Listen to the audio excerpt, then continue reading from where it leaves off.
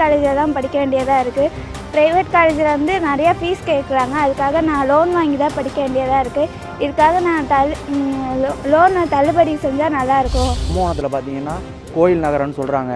ஆனால் கோயிலுக்கு மட்டும்தான் சாமி மட்டும்தான் கும்பிட்டுட்டு இருக்க முடியுது.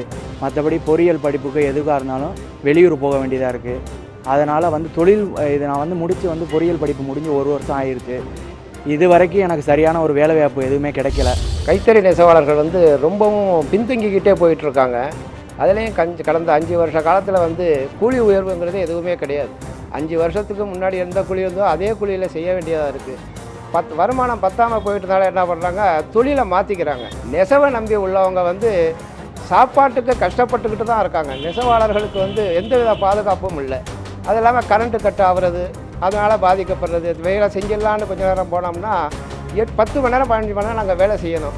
அப்போது கரண்ட்டு கட்டு அறிவிக்கப்பட்டிருந்தால் நாங்கள் அந்த நேரத்தை அவாய்ட் பண்ணிட்டு மற்ற நேரத்தில் செய்யலாம். அறிவிக்கப்படாத மின்வெட்டுகள் நடந்துகிட்ருக்கோம். அதனால் தொழில் ரொம்ப ரொம்ப பாதிச்சிருக்கு. இப்போ இருக்கிற நிலவரத்துக்கு பட்டுத்தொழில் வார தொழில் அப்படியே நசிஞ்சு போச்சு. கைத்தறிக்காக ஒதுக்கப்பட்ட 22 ரகம் ஒதுக்கப்படவில்லை. இந்த ஆட்சியில் நாம் எவ்வளோ முறையிட்டும் எந்த விதமான பயனும் இல்லை. பயன் கிடைக்கும்னு இப்போ எதிர்பார்த்த அதிமுக தேர்தல் அறிக்கையில் நெசவாளர்களுக்கு எந்த விதமான அறிவிக்கப்படவில்லை. தண்ணி வசதி எங்களுக்கு கிடையாது. யாரும் எங்களை என்ன ஏதுன்னு கேட்டது கிடையாது. பால் விலை குறைக்கிறோம், அதை குறைக்கிறோம். 5 வருஷத்தை குறைக்காமல் இனிமேல் எங்களுக்கு எதையும் தேவையில்லை. மக்களுக்கு சேவை செய்கிற நல்ல ஆட்சி வந்தால் எங்களுக்கு அது போதும். டீ கடை வச்சுருக்கேன்.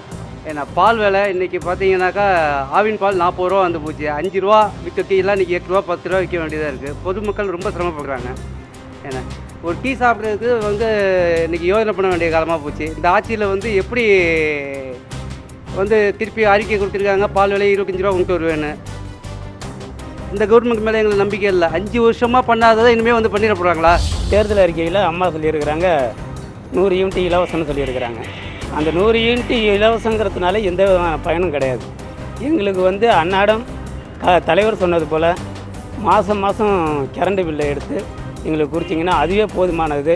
எங்களுக்கு இது கலைஞர் ஆட்சி செஞ்சோன்னே நிறைவேற்றி கொடுக்கணும். இது கொசு தொல்லை தாங்க முடியல. எத்தனை வாட்டி நாங்கள் பெரிய சுற்றி போய் ஜிஹெச் சீட்டா கட்டணும். உங்களுக்கு நீங்கள் நம்பலன்னா எனக்கு வாங்க, நான் எத்தனை சீட்டு எடுத்து காட்டுறேன்னு பாருங்க. இவ்வளோ கொசுலி நாங்கள் இருக்கிறோம். எத்தனை வாட்டி வந்திருக்காங்க. ஒருத்த கூட காதில் வாங்க மாட்டேன்றாங்க அந்த செய்தியை. என்ன எதுன்னு மறுநாள் கூட தெரிவிக்க மாட்டேன்றாங்க. என்னங்க அரசியல்ன்றாங்களே, என்னங்க செஞ்சாங்க சொல்லுங்க? முனிசிபாலிட்டி இவங்க உட்காந்துறதுக்கு முனிசிபாலிட்டி செஞ்சுக்கிட்டாங்க. எங்களுக்கு என்ன செஞ்சாங்க சொல்லுங்க? தெருவாசிகளுக்கு என்ன செஞ்சாங்க? எதுவுமே செய்யல. நீங்கள் பார்த்து எங்களுக்கு ஏதாவது செஞ்சு கொடுத்துருப்பாங்க. வர ஆட்சி கலைஞர் ஆட்சியாக இருக்கணுன்றது நாங்கள் ரொம்ப ஆசைப்பட்டுக்கிட்டு இருக்கிறோம். எனக்கு ரேஷன் கார்டுக்கு போனோம்னாக்கா இன்றைக்கி ஒரு சாமான் கொடுத்தா நாளைக்கு போய் கேட்டால் ஆயிடுச்சுங்கிறாங்க. அரிசி போய் கேட்டாலும் அப்படி தான், சீனி போய் கேட்டாலும் அப்படி தான், மண்ணெண்ணெய் கேட்டாலும் அப்படி தான் சொல்கிறாங்க. என்ன செய்யறதுங்க? நாங்கள் ஏழைப்பட்டனாங்க, நாங்கள் என்ன செய்யறது? சாப்பிட்றதுக்கு ஒன்றும் வழி இல்லை. அரிசி கேட்டாக்கா குண்டு அரிசியை போட்டுறாங்க. நாங்கள் குண்டு அரிசியை வாங்கி நாங்கள் எதுவுமே சாப்பிட்றதுங்க. பூச்சி நின்றுது, அந்த அரிசியில் பூச்சி நின்றுது, புழு நின்றுது. அந்த மாதிரி அரிசி போடுறாங்க. நாங்கள் கேட்டோம்னாக்கா இஷ்டம்னா வாங்கிட்டு போய், இல்லைன்னா போ அப்படிங்கிறா ரேஷன் கடைக்காரன். கவலைகள் மறையும், நீயும் நானும் கைகள் பிடித்தால் நாளைய தமிழகம் நலமாய் மாறும். உறுதியடு உறுதியடு, உதய சூரியன் மலர்ந்திடவே.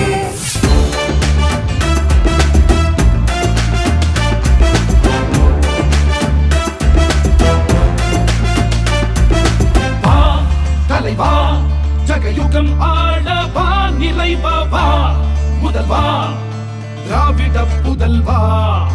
வா தலைவா ஜகயுகம் ஆளவா, நிறைவா முதல்வா திராவிட புதல்வா.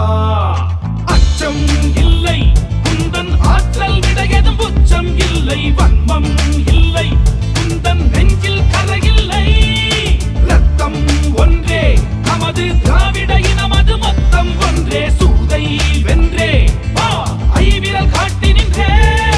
தளபதி எங்கள் தளபதி, தமிழ் தாய் நாட்டின் வெகுமதி.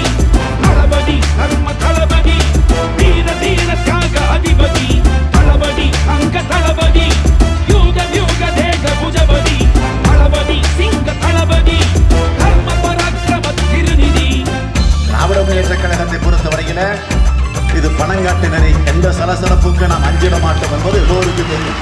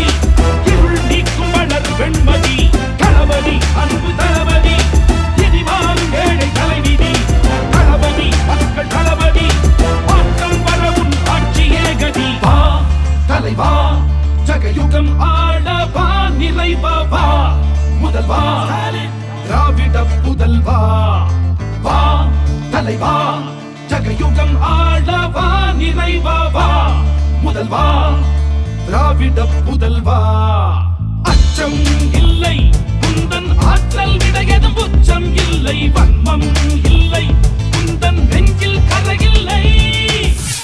விவசாயிகள் தொழிலாளர்கள் நலனில் அக்கறை எடுத்துக்கொண்டிருக்கக்கூடிய ஒரு கட்சி தான் திராவிட முன்னேற்றக் கழகம் என்பது உங்களுக்கெல்லாம் நன்றாக தெரியும். ஏனென்றால் உங்களுக்கும் எங்களுக்கும் ஒரு நல்ல உறவு எப்பொழுதும் உண்டு. நீங்கள் பாதிக்கப்பட்டால் நாங்கள் என்றைக்கும் அதை பார்த்து கொண்டிருக்க மாட்டோம். ஏனென்றால் நாங்களும் இந்த மண்ணினுடைய மைந்தர்கள் என்பது உங்களுக்கு நன்றாக தெரியும். 2016 இந்த தேர்தலை ஒட்டி தொகுதிகளுக்கும் தேர்தல் அறிக்கையில உறுதிமொழி சொன்ன ஒரே கட்சி திமுக தான், ஒரே தலைவர் கலைஞர் அவர்கள் தான். தொகுதி அளவில் உங்களுக்கு நான் சொல்லணும்னா, விக்கிரவாண்டி தஞ்சாவூர் தேசிய நெடுஞ்சாலை திட்டம் விரைவுபடுத்தப்பட்டு கொள்ளிடம் ஆற்றில புதிய பாலம் கட்டப்படும் என்ற அறிவிப்பு, கிராமப்புற இளைஞர்களுக்கு வேலைவாய்ப்பு பெற பெல் நிறுவனம் மூலம் மின் உற்பத்திக்கான தொழில்கள் தொடங்கப்படும், நெல், கரும்பு, தேங்காய் ஆகியவற்றுக்கு விவசாயிகளின் ஆலோசனை பெற்று ஆதார விலை நிர்ணயிக்கப்படும், ஆடு மாடு கோழி பண்ணைகள் மீன் வளர்ப்பு ஆகியவற்றுக்கு அரசு மானியம் வழங்கும், ஆடுதுறை நெல் ஆராய்ச்சி பண்ணையில் உள்ள நிலத்தில் வேளாண் கல்லூரி மற்றும் கால்நடை மருத்துவக் கல்லூரி துவக்கப்படும், காவேரி, அரசாறு, வீரசோழன், பழவாறு, மண்ணியாறு, வடவாறு, நாட்டாறு, கீர்த்தடி மன்னார், நண்டாறு, குடமுருட்டி, முடிகொண்டான், புத்தாறு ஆகிய ஆறுகளில் கனரக வாகனங்கள் செல்லவும் கிராமங்களை இணைக்கக்கூடிய வகையிலே பாலங்கள் கட்டப்படும், மேலும் இந்த ஆறுகளில் படுக்கை அணைகள் கட்டப்படும் என்ற அந்த உறுதிமொழியும் இந்த தேர்தல் அறிக்கையில் வழங்கப்பட்டிருக்கு. நல்லூரில் இருக்கக்கூடிய ரயில்வேக்கு சொந்தமான நிலத்தில் ரயில்வே துறைக்கு சொந்தமான உபகரணங்களை தயாரிக்கும் தொழில் துவங்க மத்திய அரசிடம் திமுக வலியுறுத்தும், ஆடுதுறையில் வீரசோழன் ஆற்றின் குறுக்கே பாலம் கட்டப்பட வேண்டும், திருப்பனந்தாள் செல்லும் சாலையில பழவாற்றின் குறுக்கே பாலம் கட்ட வேண்டும், கொள்ளிடம் கூட்டு குடிநீர் திட்டம் விரிவுபடுத்தப்படும், சாய செலவ கழிவுநீர ஆலைகளின் கழிவுநீர சுத்திகரிப்பிற்கு பொது சுத்திகரிப்பு நிலையம் அமைக்கப்படும், பழுதடைந்த பழைய தொகுப்பு வீடுகள் புதுப்பிக்கப்படும் என்ற அறிவிப்புகள் எல்லாம் இந்த தேர்தல் அறிக்கையில கலைஞர் அவர்கள் குறிப்பிட்டு காட்டியிருக்கிறார்கள். ஆக இந்த உறுதிமொழிகள் எல்லாம் நிறைவேற்றப்பட வேண்டும் என்று சொன்னால் நீங்கள் வருகிற 16ஆம் தேதியை நல்ல வகையில் பயன்படுத்தி கொள்ள வேண்டும். நம்முடைய கோவி செழியன் அவர்கள் ஏற்கனவே இந்த தொகுதியில் உங்களால் தேர்ந்தெடுக்கப்பட்டு சட்டமன்ற உறுப்பினராக இருந்து பணியாற்றி இருக்கக்கூடியவர். தலைவர் கலைஞர் அவர்கள் மீண்டும் அவரையே தேர்ந்தெடுத்து இந்த தொகுதியில் வேட்பாளராக உங்களிடத்தில் ஒப்படைத்திருக்கிறார். எனவே அவருக்கு நீங்கள்லாம் உதயசூரியன் சின்னத்தில் ஆதரவு தந்து மாபெரும் வெற்றியை தேடித்தர வேண்டும்.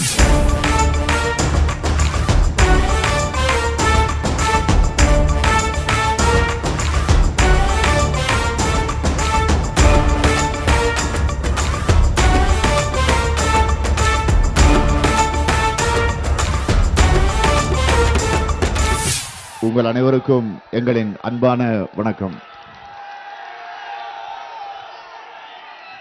முதல்ல நீங்கள்லாம் தந்திருக்கக்கூடிய இந்த சிறப்பான உற்சாகமான இந்த இனியதொரு வரவேற்புக்கு நன்றி நன்றி நன்றி நன்றி நன்றி.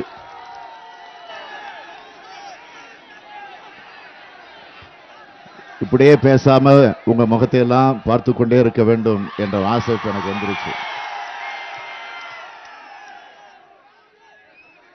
உங்கள் எழுச்சி, உங்கள் உணர்ச்சி, உங்கள் ஆர்வம், உங்களுடைய ஆரவாரம் அத்தனையும் ஒன்றாக சேர்த்து வருகிற 16ஆம் தேதி நடக்க இருக்கக்கூடிய சட்டமன்ற பொதுத் தேர்தலில் இந்த கும்பகோணம் சட்டமன்ற தொகுதியில போட்டியிடக்கூடிய நம்முடைய கழக வேட்பாளர் அன்பழகன் அவர்களை நீங்கள் எல்லாம் பெருவாரியான வாக்கு வித்தியாசத்தில் வெற்றி பெற வைக்கணும். வெற்றி பெற வைப்பீங்கள? நிச்சயமா, உறுதியா? கொஞ்சம் சத்தமா சொல்லுங்க. நன்றி நன்றி நன்றி நன்றி. அதுக்கு நீங்கெல்லாம் உதயசூரியனுக்கு ஓட்டு போடணும்.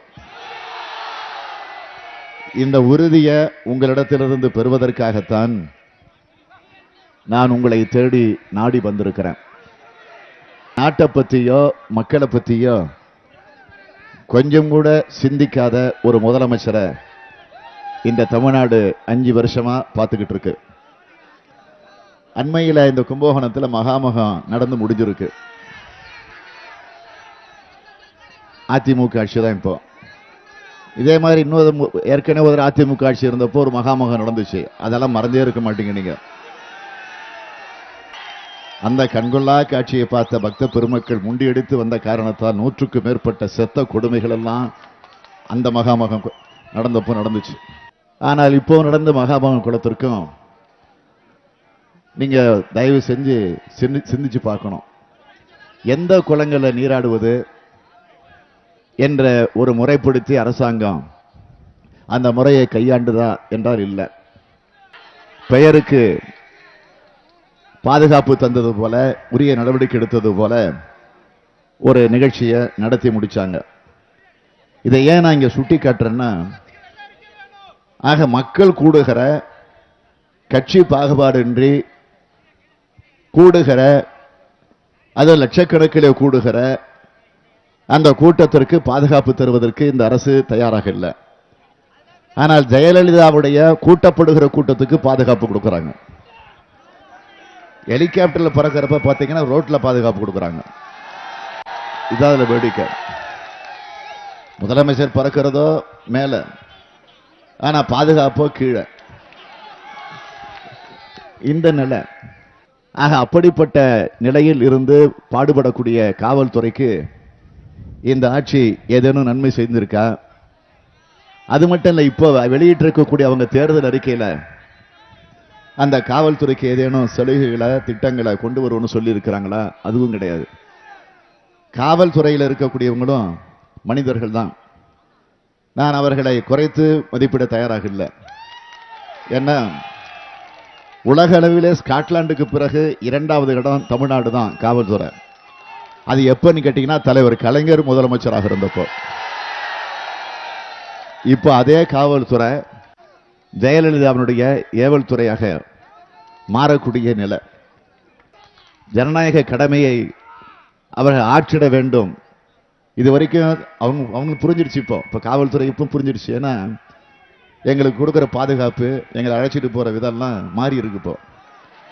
ஏன்னா தெரிஞ்சு போச்சு, அவங்களுக்கு தான் முதல்ல பல்ஸ் தெரியும் யார் ஆட்சிக்கு வர போறாங்கன்னு.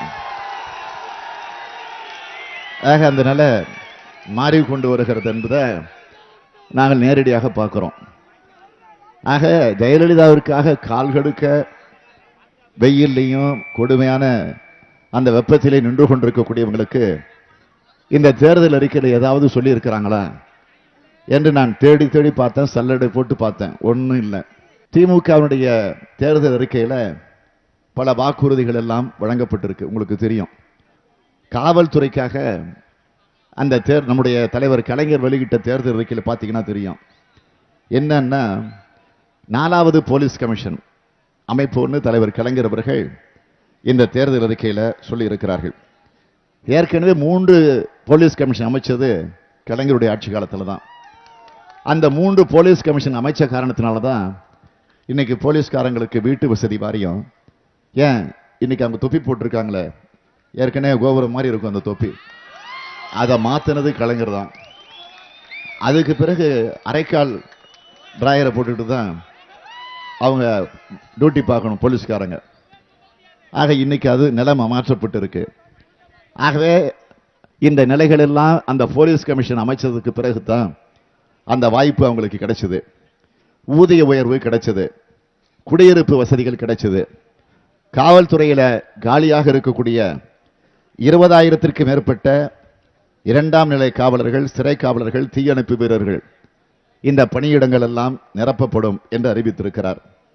பெண் காவலர்கள், பெண் காவல் அதிகாரிகள் ஆகியோருடைய குறைகளை நீக்க ஒரு பெண் ஐஜி தலைமையில் நிச்சயமாக ஒரு குழு அமைக்கப்பட்டு அந்த குறைகள் எல்லாம் தீர்க்கப்படும் என்று அறிவித்திருக்கிறார்.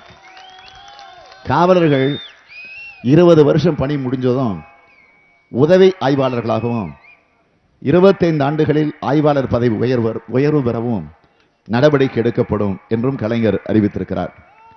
இவை அனைத்தையும் விட இன்றைக்கு நான் சொல்ல விரும்புவது, போலீஸ் துறையில் டிரான்ஸ்பருக்கு லஞ்சம் அடியோடு திமுக ஆட்சியில ஒழிக்கப்படும் என்ற உறுதியை நான் தெரிவிக்க விரும்புகிறேன். அவரவர் விரும்பக்கூடிய இடங்கள்ல எங்கெங்க வேகன்சிகள் இருக்கோ, காலி இடங்கள் இருக்கோ, அந்த அடிப்படையில் வெளிப்படையான டிரான்ஸ்பர் காவல்துறையில கொண்டு வரப்படும் என்று கலைஞர் அறிவித்திருக்கிறார். ஆக இன்னும் ஒரு உறுதியோட சொல்றேன், காவல்துறையில எந்த காரணத்தை கொண்டும் அரசியல் தலையீடு இருக்காது, இருக்கக்கூடாது. இருந்தால் உடனடியாக உரிய நடவடிக்கையை திமுக ஆட்சி எடுக்கும். முடியட்டும், விடியல் ஒன்று விடியட்டும், தீமை முடியட்டும், நல்ல நன்மை நாளை விடியட்டும், கவலை முடியட்டும், மக்கள் நிலைமை விடியட்டும், நம் வாழ்வு செழிக்கவே நாளை உதய சூரியன் விடியட்டும். திமுக காங்கிரஸ் கட்சியினுடைய கூட்டணி வேட்பாளராக நிறுத்தப்பட்டிருக்கக்கூடிய நம்முடைய TR லோகநாதன் அவர்களுக்கு ஆதரவு கேட்க வந்திருக்கிறார். அதேபோல் தலைவர் கலைஞர் அவர்களும் அன்னை சோனியா காந்தி அவர்களும் சென்னையில் நம்முடைய கூட்டணி வேட்பாளர்களை ஆதரித்து கடந்த 5ஆம் தேதி தீவுத்திடலில் நடைபெற்ற கூட்டத்தில் பங்கேற்று உரையாற்றுகிற போது அங்கு தங்களுடைய கருத்துக்களை எல்லாம், குறிப்பா 5 வருஷமா நடந்துகிட்டு இருக்கக்கூடிய ஜெயலலிதா ஆட்சியினுடைய அலங்கோலங்களை எல்லாம் அங்கே எடுத்து சொன்னதை நீங்கள் பத்திரிகைகளில் தொலைக்காட்சிகளில் பார்த்திருக்கிறீங்க, படிச்சிருக்கிறீங்க. இன்றைக்கு ஜெயலலிதாவை பொறுத்த வரைக்கும் தன் மீது இருக்கக்கூடிய ஊழல் வழக்கிலிருந்து எப்படி தப்பிக்கலாம், 4 வருஷம் சிறை தண்டனை, 100 கோடி ரூபாய் ஃபைன், பெங்களூரில் தனி நீதிமன்றம் தந்த தீர்ப்பு, அந்த தீர்ப்புக்கு விடுதலையும் கிடைச்சது. விடுதலை கிடைச்சதுன்னு சொல்ல மாட்டேன், விடுதலை வாங்கினாங்க. அது இப்போ சுப்ரீம் கோர்ட்டில் உச்ச நீதிமன்றத்தில் இருக்கு. ஆக அந்த நிலையிலிருந்து தன்னை எப்படி காப்பாற்றிக் கொள்வது என்ற நிலையில தான் ஜெயலலிதா இருக்கிறாரே தவிர மக்களை பற்றி கிஞ்சிற்றும் கவலைப்படலை. மத்திய அரசிடம் காவேரி டெல்டா விவசாயிகளுடைய நலனை ஜெயலலிதா அடகு வைத்திருக்கிறார். பிரதமர் தலைமையில் இருக்கக்கூடிய காவேரி நிதிநீர் ஆணையமே வேண்டாம் என்று விதண்டாவாதம் செஞ்சவர் தான் அம்மையார் ஜெயலலிதா அவர்கள். இன்றைக்கு தன்னுடைய ஊழல் வழக்குகளுக்கு பயந்து வெறும் செயலாளர் தலைமையிலான மேற்பார்வை குழு ஒன்றுக்கு சம்மதிச்சு அனுமதி தந்தவர் தான் அம்மையார் ஜெயலலிதா அவர்கள். விவசாயிகள் கண்ணீர் சிந்திய போது அதை பற்றி கவலைப்படலை. விவசாயிகள் 2400 பேர் தற்கொலை செய்து கொண்டு மாண்டப்போ அதை பற்றி ஜெயலலிதா கவலைப்படலை. இதே விவசாயிகளுக்கு தலைவர் கலைஞர் அவர்கள் 1989 ஆட்சிக்கு வந்தப்போ மின் கட்டணம் 1 பைசா குறைக்க வேண்டும் என்று சொல்லி போராடிய நேரத்தில் கலைஞர் என்ன சொன்னாருன்னா, 1 பைசா கூட கட்டணம் செலுத்த வேண்டாம், இலவச மின்சாரம் விவசாயிகளுக்கு என்று அறிவித்தார் கலைஞர். அதற்கு பிறகு 2006 தேர்தல் நடந்தப்போ தேர்தல் அறிக்கையில் ஒரு உறுதிமொழி கொடுத்தார். கூட்டுறவு வங்கிகளில் வாங்கியிருக்கக்கூடிய கடன் முழுமையும் நான் தள்ளுபடி செய்வேன் என்று சொன்னார். நான் அவர்களை திமுகவாக பார்க்கல, அதிமுகவாக பார்க்கல, காங்கிரஸாக பார்க்கல, கம்யூனிஸ்ட் கட்சிகளாக பார்க்கல. அவங்களை அத்தனை பெரிய என்னுடைய ஒட்டுமொத்த தமிழகத்தினுடைய விவசாய பெருங்குடி மக்களாக நான் பார்க்கிறேன் என்று சொல்லி 7000 கோடி ரூபாய் கடனை தள்ளுபடி செய்தவர் தான் தலைவர் கலைஞர் அவர்கள். விடியல் ஒன்று விடியட்டும், தீமை முடியட்டும், நல்ல நன்மை நாளை விடியட்டும், கவலை முடியட்டும், மக்கள் நிலைமை விடியட்டும், நம் வாழ்வு செழிக்கவே நாளை உதய சூரியன் விடியட்டும். என்ன எழுச்சி, என்ன உணர்ச்சி, என்ன ஆர்வம், என்ன ஆரவாரம்! இந்த எழுச்சியை, இந்த உணர்ச்சியை, இந்த ஆர்வத்தை, இந்த ஆரவாரத்தை நீங்கெல்லாம் ஒன்றாக சேர்த்து ஒரத்தநாடு சட்டமன்ற தொகுதிகளை நம்முடைய கழகத்தின் சார்பிலே போட்டியிடக்கூடிய நம்முடைய ராமச்சந்திரன் அவர்களை பெருவாரியான வாக்கு வித்தியாசத்தில் நீங்க வெற்றி பெற வைக்கணும். அதிமுக ஜெயலலிதா தலைமையில் ஒரு அமைச்சரவை இருக்கு. அந்த அமைச்சரவையில் பார்த்தீங்கன்னா அதில் ஒரு இன்னொரு அமைச்சரவை இருக்கு. அதாவது அந்த அமைச்சரவைக்கு என்ன பேருன்னா ஐவரணி. உங்களுக்கு தெரியும். அந்த ஐவரணியில் ஒருத்தர் தான் இங்கே அதிமுக வேட்பாளராக நிற்கிறாரு. அதுவும் உங்களுக்கு தெரியும். இவருக்கு சட்டமன்றத்தில் பார்த்தீங்கன்னா பேசவே வராது, அடிக்க தான் ஒரு கையை ஓங்குவார். அப்படி ஒரு நாள் கை வாங்கிட்டார். நான் உடனே சட்டப்பட்டெல்லாம் கைட்டு தைரியம் தாவா அப்படின்னு நானும் ஒரு தடவை கேட்டுட்டேன். அவரை பக்கத்தில் இருந்தெல்லாம் பிடிச்சி அவரை உட்கார வச்சுட்டாங்க. ஆக எதுக்காக சொல்கிறேன்னா, பேச வராது, அடிக்க தான் வரும் அவருக்கு. நீங்கள் கூட ஆனந்த விகடன் பத்திரிக்கையில் பார்த்தீங்கன்னா வாரம் வாரம் ஒரு மந்திரியை பற்றி எழுதிட்டு இருந்தாங்க. அதாவது மந்திரி தந்திரி என்ற தலைப்பில் அந்த கட்டுரை வந்துச்சு. நம்ம இந்த ஒரு மந்திரியை பற்றி கூட வந்துச்சு, அந்த மந்திரி தந்திரிங்கிற தலைப்பில். அதை அப்படியே என்ன எழுதுனாங்க மட்டும் உங்கள்கிட்ட படித்து காட்டுறேன். இவருடைய வண்டவாளங்கள் எல்லாம் தண்டவாளத்தில் ஏற்றிட்டாங்க. அதில் சொல்கிறாங்க, திவாகரன் பெயரை காயத்ரி மந்திரம் போல தினமும் உச்சரிக்கக்கூடியவர். புரியுதா உங்களுக்கு என்னன்னு? திவாகரன் பெயரை காயத்ரி மந்திரம் போல தினமும் உச்சரித்து கொண்டிருப்பவர். எத்தனையோ அமைச்சரவை மாற்றம் நடந்தாலும் இந்த குடும்ப ஆதரவால், அதாவது சசிகலா குடும்ப ஆதரவால் இவரது பதவி மட்டும் தப்பிச்சிரும். அமைச்சர் மாவட்டத்தில் இல்லாத நாட்களில் அமைச்சருடைய நண்பர் காந்தி தான் நிழல் அமைச்சர். நான் நம்ம காந்தியை சொல்கிறேன்னு நினச்சிக்காதீங்க, அந்த காந்தி வேற, அமைச்சருடைய நண்பர்.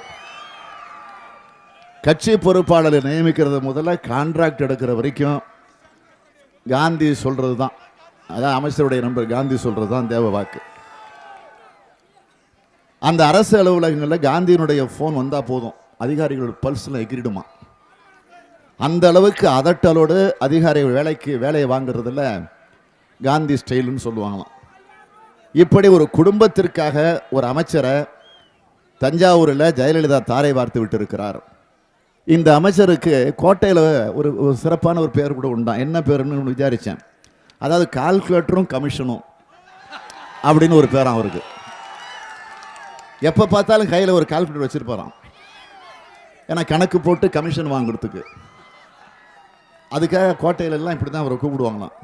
அதாவது தமிழகத்தில் கட்டுமான தொழில் இன்னைக்கு நலிவடைஞ்சு போயிருக்குன்னா அதற்கு 100% காரணம் இந்த அமைச்சர் தான் காரணம். இங்கே இந்த தொகுதியிலிருந்து தேர்ந்தெடுக்கப்பட்ட அமைச்சர் தான் காரணம். ஒவ்வொரு பிளானுக்கும் சதுர அடிக்கு இவ்வளவுன்னு கணக்கு போட்டு பணம் கறக்கிறதுல அந்த அதனால் இன்றைக்கி என்ன பண்ணுறோன்னு பார்த்தீங்கன்னா, அந்த கட்டுமான பணியாளர்கள்லாம் தமிழகத்தை விட்ட வேறு மாநிலத்துக்கு போயிட்டாங்க. லட்சக்கணக்கான கட்டுமான தொழிலாளிகள் இன்றைக்கு வேலை இல்லாமல் அவதிக்கு ஆளாகி இருக்கிறாங்க. ஆக அந்த அமைச்சருக்கு சதுரடி அமைச்சர்னு கூட பேரான். சதுரடி ஸ்கொயர் ஃபீட் அமைச்சர், சதுரடி அமைச்சர்னு கூட பேரான். ஆக அதிமுக அரசும் செயல்படுறதில்லை, முதலமைச்சரும் செயல்படுறதில்லை, அமைச்சர்களும் செயல்படுறதில்லை, அதிகாரிகளும் செயல்படுறதில்லை. ஆக வைத்திலிங்கத்தின் மீது, இந்த அமைச்சர் மீது விரைவில் பாருங்க 19ஆம் தேதிக்கு பிறகு 2 சிபிஐ வழக்கு அவர் மேல ஆதாரங்களோடு போடப்பட இருக்கு. ஏற்கனவே ஒன்று என் மூலமா நான் போட்டிருக்கிறேன். மௌலிவாக்கத்தில் பிளான் அப்ரூவல் பண்ணி கொடுத்ததில் மோசடி நடந்து அதனால் அந்த கட்டிடமே இடிஞ்சு விழுந்து அங்கே அதை 11 மாடி கரெக்டாக ஞாபகம் வச்சிருக்கிறீங்க. அங்கே நூற்றுக்கணக்கானவர் இறந்து போனாங்க. ஆக அது இன்னும் நீதிமன்றத்தில் இருக்குது. ஆக அதுக்கு நிச்சயமாக சொல்கிறேன், விரைவில் சிபிஐ என்கொயரி வர வேண்டும், போட வேண்டும் என்று சொல்லி தான் நான் என் பேர்லேயே கேஸை போட்டிருக்கிறேன், வழக்கை போட்டிருக்கிறேன். ஆக அதுவும் நிச்சயமாக வரப்போகுது, அதில் எந்த சந்தேகம் கிடையாது. ஆகவே அது மட்டும் இல்லை, வெளிநாடுகளில் பதுக்கி வச்சிருக்கக்கூடிய அந்த மோசடி பற்றியும் ஆதாரங்களோடு பிரதமரிடத்தில் கொடுத்துருக்குறோம். அதுக்கும் சிபிஐ விசாரணை வரப்போகுது. ஆகவே தமிழக அமைச்சரவையில் 2 சிபிஐ விசாரணையில் சிக்க போக அமைச்சர் யாருன்னு கேட்டிங்கன்னா, இங்கே வேட்பாளராக நிற்கக்கூடிய அந்த அமைச்சர் தான். ஆக இதிலிருந்து 19ஆம் தேதிக்கு பிறகு நீ தப்பவே முடியாது. நமக்கு நாமே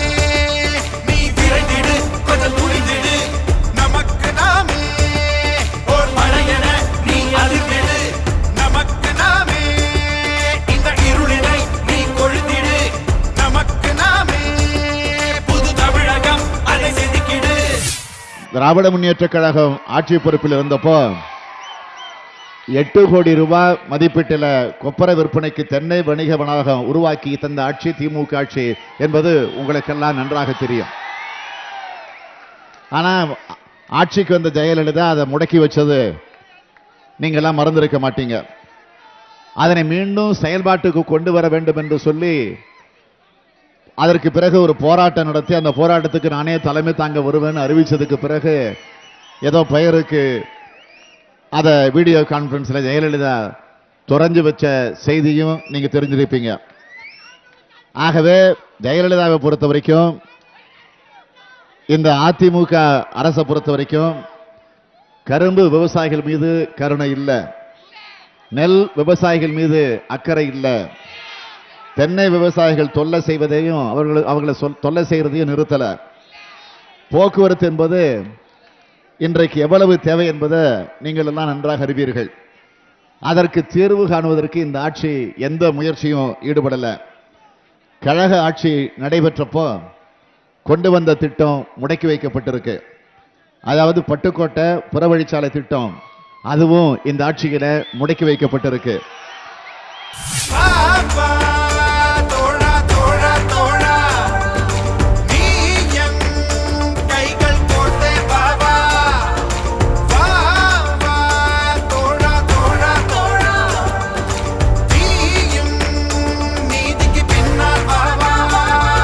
தமிழ்நாட்டினுடைய முதலமைச்சராக இருக்கக்கூடிய அம்மையார் ஜெயலலிதா அவர்கள் 2011 அந்த அம்மா முதலமைச்சராக வரணும், ஆட்சி வரணும் என்று தமிழ்நாட்டு மக்கள் ஒன்று சேர்ந்து அவங்களை வெற்றி பெற வச்சு அந்த பொறுப்பில் கொண்டு போய் உட்கார வச்சாங்க. ஆக 2011 ஆண்டு முதலமைச்சராக போய் உட்கார்ந்தார். முதலமைச்சராக 11 பொறுப்பேற்று இப்போ 2016 இப்போ. ஆக இந்த 5 வருஷத்துல என்றைக்காவது முதலமைச்சர் ஜெயலலிதா இந்த பேராவூரணிக்கு வந்து உங்கள் குறைகளை கேட்டது உண்டா? ஆனா நாட்டை பத்தியோ மக்களை பத்தியோ சிந்திக்காத ஒரு முதலமைச்சர் ஜெயலலிதா இன்னைக்கு வந்து ஏதோ என்னம்மா இப்படி பண்றீங்களம்மா அப்படித்தானே கேட்க வேண்டியிருக்கு. ரொம்ப தோல்வி பயம் வந்துருச்சு. இப்போ அந்த தோல்வி பயம் வந்த காரணத்தினால நம்முடைய பேரறிஞர் அண்ணா மீதும் தந்தை பெரியார் மீதும் நம்முடைய தாய்மொழியாக இருக்கக்கூடிய நம்முடைய அழகு தமிழ் மொழி மீதும் ஒரு பற்று வந்த மாதிரி ஒரு நாடகத்தை நடத்திட்டு போயிருக்கிறாங்க. நான் கேட்குறேன், அண்ணாவை பற்றி பேசுகிறீங்களே, அறிஞர் அண்ணா பெயரில் நூற்றாண்டு நூல் நிலையத்தை லைப்ரரியை ஏசியாவிலேயே முதல் தரமான லைப்ரரியை கலைஞர் கட்டினார, அதை சின்னாபெண்ணமாக்கி இருக்கிறீங்களே. அண்ணாவை பற்றி பேசுவதற்கு ஜெயலலிதாவுக்கு யோகிதை இருக்கா? நான் கேட்கிறேன். தந்தை பெரியாரை பத்தி பேசுறாங்க. அனைத்து ஜாதியினரும் அர்ச்சகராகலாம் என்ற சட்டத்தை திட்டமிட்டு உச்சநீதிமன்றத்தில் தோற்கடிக்க வாதாடிய ஜெயலலிதாவுக்கு தந்தை பெரியாரை பேச தகுதி இருக்கா? நான் கேட்கிறேன். தந்தை பெரியாரை பத்தி பேச, தமிழை பத்தி பேசுறீங்களே, நம்முடைய தாய்மொழி தமிழை பத்தி அந்த அம்மா வாய் திறந்திருக்கிறாங்களே. நம்முடைய தலைவர் கலைஞர் அவர்கள் 14 வயதுல பள்ளி மாணவனாக இருந்தபோது திருவாரூர் நகர வீதியில, அந்த தெற்கு வீதியில கரத்தில தமிழ் கொடி ஏந்தி, புலி வில் கயல் பதிந்திருக்கக்கூடிய அந்த தமிழ் கொடி ஏந்தி ஓடி வந்த இந்தி பெண்ணை கேள் நீ தேடி வந்த கோழை உள்ள நாடிதல்லவே என்று போர்ப்பரணி பாடியவர் நம்முடைய தலைவர் கலைஞர். தமிழை பற்றி தலைவர் கலைஞர் அவர்கள் அடிக்கடி சொல்லுவார்கள், உலங்கவர் ஓவியமே, உற்சாக காவியமே, ஓடை நறுமலரே, உளையமிழ் புதுநிலவே, அன்பே அமுதே அழகே உயிரே இன்பமே இனிய தென்றலே கனியே பனியே சுவையே மரகத மணியே மாணிக்க சுடரே, செம்மொழி பூங்கா கண்டவர் நம்முடைய தலைவர் கலைஞர் அவர்கள். செம்மொழிக்காக நூல் நிலையத்தை அமைத்து தந்தவர் கலைஞர் அவர்கள். நான் கேட்கிறேன், ஜெயலலிதா ஆட்சிக்கு வந்த உடனே செம்மொழி பூங்காவை இழுத்து மூடன, செம்மொழி நூலகத்தை இன்றைக்கு சின்னாபின்னமாக்கி இருக்கிற, ஆக தமிழை பற்றி பேச ஜெயலலிதாவுக்கு என்ன யோகிதை இருக்கிறது என்று நான் கேட்கிறேன். 100 கோடி ரூபாயில ஜெயலலிதா சொன்னாங்க, 100 கோடி ரூபாய் மதிப்பீட்டில் மதுரையில் கண்ணகி பிறந்த மதுரை, கண்ணகி நீதி கட்ட மதுரையில் சொன்னாங்க தமிழ் தாய்க்கு சிலை வைப்பேன்னு. நான் கேட்குறேன், 5 வருஷம் ஆச்ச, அங்கே ஏதாவது சிலை மதுரையில் சிலை வைக்கிற யோகிதை ஜெயலலிதாவுக்கு இருந்துச்சா? இன்னைக்கு தமிழை பற்றி பேச வந்துட்டாங்களா? அது மட்டும் இல்லை, காவேரி பிரச்சனை பற்றி ஜெயலலிதா பேசிட்டு போயிருக்கிறாங்க. அதாவது பொய்யையே பித்தலாட்டமாக்கி, அந்த பித்தலாட்டத்தையே வாழ்க்கையாக்கி ஜெயலலிதா இன்னைக்கு தஞ்சாவூரில் பேசிட்டு போயிருக்காங்க காவேரி பிரச்சனையை பற்றி. பொய்யிலே பிறந்து பொய்யிலே வளர்ந்த பூவை. அது என்னமோ தெரியலங்க, ஜெயலலிதா நினைச்சா பாட்டு தானா வருது இப்போ நமக்கு. அது மாதிரி காவேரி நடுவர் மன்றத்தை முதல்ல அமைக்க வேண்டும் என்ற கோரிக்கை வச்சவரே நம்முடைய தலைவர் கலைஞர் அவர்கள். நடுவர் மன்றத்தை அமைச்சதும் நம்முடைய ஆட்சி காலத்தில் தான். நடுவர் மன்றத்தை இடைக்கால தீர்ப்பு வழங்க அதிகாரம் இருக்கிறது என்று உச்சநீதிமன்றத்தில் வாதாடி அதை பெற்று தந்ததும் நம்முடைய தலைவர் கலைஞர் அவர்கள் தான். அந்த இடைக்கால தீர்ப்பை அரசிதழில் வெளியிட வேண்டும் என்று கோரிக்கை வச்சு ஒரு நாடகம், உண்ணாவிரத நாடகம் நடத்தியது யாரு? அம்மையார் ஜெயலலிதா அவர்கள்.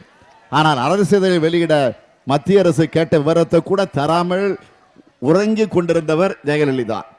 கழக ஆட்சி நடந்தப்போ கலைஞருடைய முயற்சியால் தான் காவேரி நடுவர்மன்ற இடைக்கால தீர்ப்பின்படி காவேரி நதிநீர் ஆணையம் அமைக்கப்பட்டது. பிரதமரும் முதல்வர்களும் பங்கேற்ற ஆணையத்தை பல்லில்லாத ஆணையம் என்று பழித்து சொன்னது யார்? அதனால உச்சநீதிமன்றம் கண்டனத்தை பெற்றது யார்? இந்த ஜெயலலிதா தான். பிறகு இறுதி தீர்ப்பை பெற்று தந்தவர் நம்முடைய தலைவர் கலைஞர் அவர்கள். திராவிட முன்னேற்ற கழகமும் காங்கிரஸ் கட்சியும் கூட்டணி ஆட்சியில் இருந்த நேரத்திலே தான் அந்த தீர்ப்பு வெளியானது என்பதை நான் இங்கே பெருமையோடு உங்களிடத்தில் தெரிவிக்க விரும்புகிறேன்.